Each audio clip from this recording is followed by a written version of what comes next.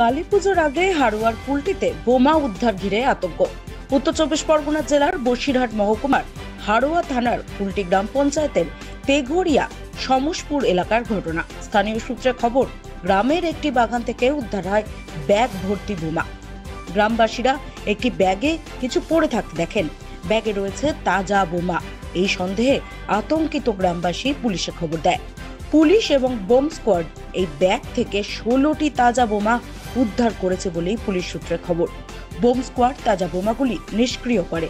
জানা গেছে, এই বোমাগুলি প্যাকেটে করে গ্রামের এক বাগানের ভেতরে রাখা ছিল। গ্রামবাসীদের নজরে এই সন্দেহজনক প্যাকেটটি আসতেই পুলিশে খবর দেওয়া হয়। দীপাবলির আগে একসাথে এত সংখ্যক তাজা বোমা উদ্ধারে আতঙ্কিত গ্রামবাসীরা।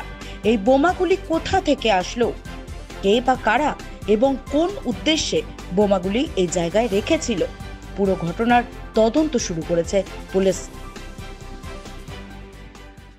বোম পাওয়া গেছে শুনলাম, 16 পিস বোম বাগানে।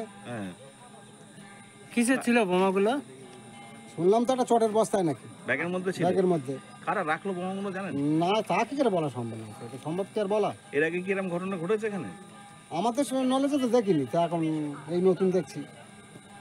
এখানে কোনো রাজনৈতিক কোনো গন্ডগোল আছে নাকি? না, এক্ষুনি তো কোনো রাজনীতির গন্ডগোল না, সবই তো দিদির লোক সব।